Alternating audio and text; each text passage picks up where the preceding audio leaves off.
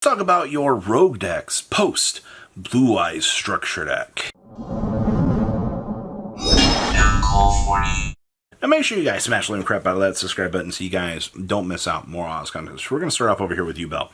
Yubel, this needs to be studied. Yubel fell from glory so fast. You know, this deck had a little bit of a slap on the wrist. You know, Phantom got checked, and then it poofed. It fell onto the floor, and it's barely scraping by rogue standards anymore, considering not even 6 months ago this deck was one of the biggest terrors in the room, and times have just shifted so harshly out here for this. It's kind of nuts, to say the least, out here. I'm not surprised, say this, because of how fast the current modern era power creeps things, but come on, man.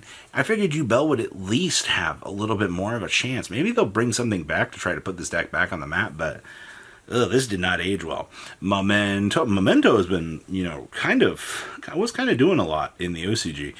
And then, like the TCG, in comes Dimension Shifter going, "Hi guys, I'm here to ruin your day again." That's going to be the main thing that's going to keep Momento checked. Honestly, Momento is one of the coolest find all the card pile decks that we have in the game, and it's able just to throw them at the opponent, which is actually really, really freaking cool to think about out here. You know, your ceiling for this deck is very, very impressive, but because I like to blame Shifter out here. One of my friends was playing Malice. He's like, I hand trapped them 3 times, man, and they just kept going. That's kind of what Momento does, but because you have a giant vacuum in the room that just says no, it kind of chum blocks this deck out of any real tournament success. So yeah, I'm going to be putting Momento in the rogue tier now. It's a real shame to actually see this, getting bumped down. Voiceless Voice has actually been doing really well on the regional circuit as of late. Like, I'm actually kind of impressed to see how well this deck has been doing. And it's not that this deck is doing anything out of the normal. I mean, the Rizal variant didn't take off. Blue-Eues didn't show up at all in this deck. I actually, dare I say, I don't think I've seen a single Blue-Eues Voiceless Voice deck in the last week or so, which means that the deck is, that build's dead. But Pure has been just thriving relatively well. And I think that that's a good thing, everybody. If Voiceless Voice is still able to do the double Sarvis, double Skull Guardian line, and, still able to play the same cards, like, deck, honestly, very scary for the local experience out here. I would be surprised if more people were not excited just to want to try this out. Having Voiceless Voice as a meta contender is really, really good. Next up here, Goblin Bikers. Goblin up them Exceed Materials, the deck. Now, originally, Goblin Bikers, a lot of people are like, oh, we have such a good Momento matchup. Such a good Rizal matchup. Yes, you did. You did have a really good Rizal matchup.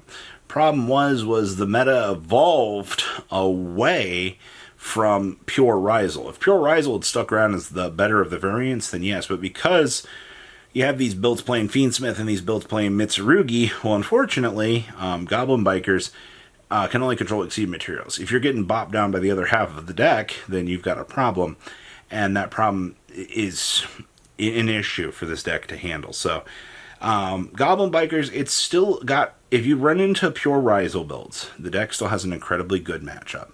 I would say it's like 40% in your favor, 60% in terms of Rizal, depending on how the matchup goes.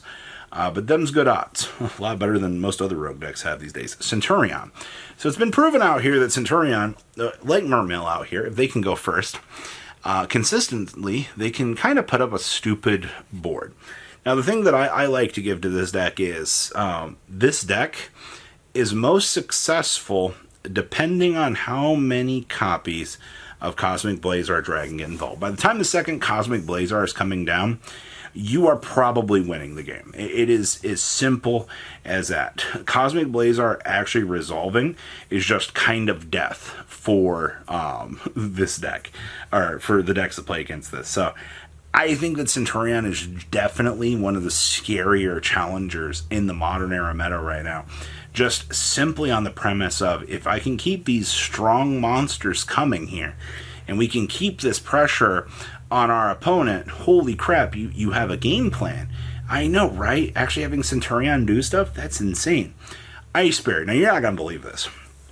Ice Barrier actually got a regional top, and I was genuinely shocked about this. I still cannot believe that Ice Barrier found a way to manage to make the way to the top. But the whole reason why I believe that this deck has been doing well, it's also been the same reason why Ryuji's been adapting the Lancia package. It's because of General Ryo. You bring out this stupid monster and you just start floodgating your opponent. If your opponent can't discard those monster effects that they're activating on the field, they're not resolving. All right, that's kind of the whole purpose of why you're looking at General Ryo even as a card, to be delaying your opponent's play lines. It's pretty insane just to know that one floodgate monster can put this much pressure on your opponent. So I guess we have reached a point out here, and I can't believe to say it, that Ice Barrier is back on the table as a scary rogue challenger. Next up is some Salamangreat. Now, if you ask me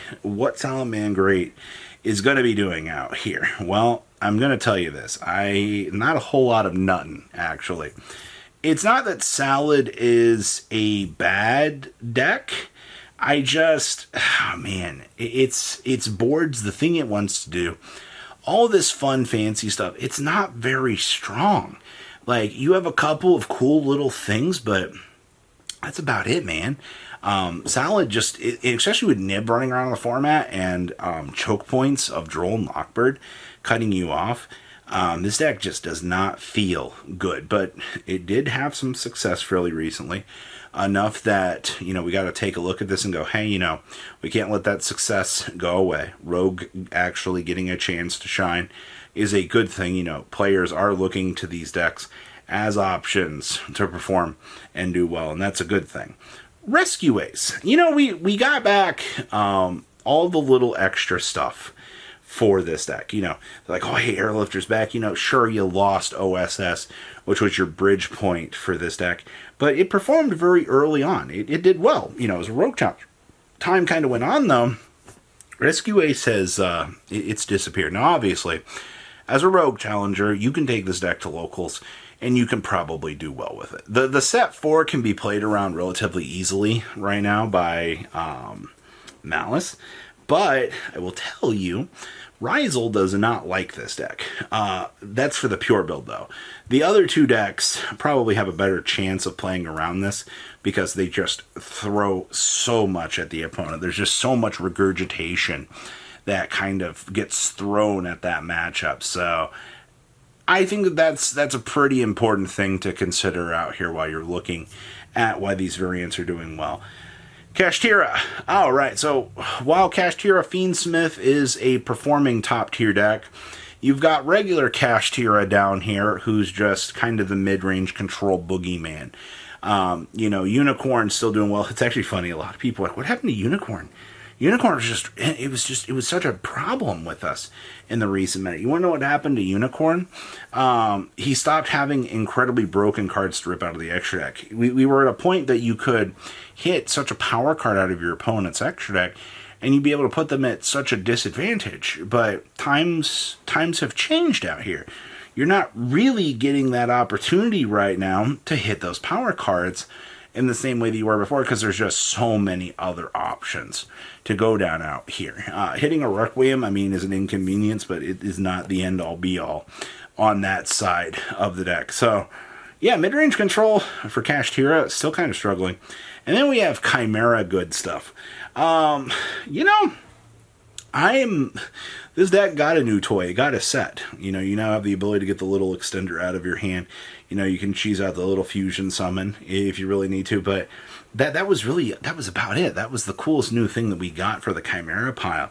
Now, obviously, you'll get a couple more pieces out here in the future, which might actually make a major splash out here, but, I'm a little bit intrigued by how Chimera still is holding on to the meta, because I feel like this deck was already gonzo, but it's barely circulating back in every once in a while. So, what do you guys think about all of these rogue challengers? Please leave a comment down below. Tell me what you guys think, and I'll see your beautiful faces back here later today, guys. Peace.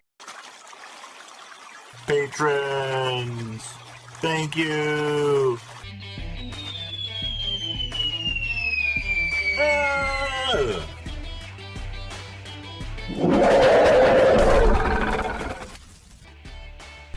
Thank you so much for watching. Check out these other videos.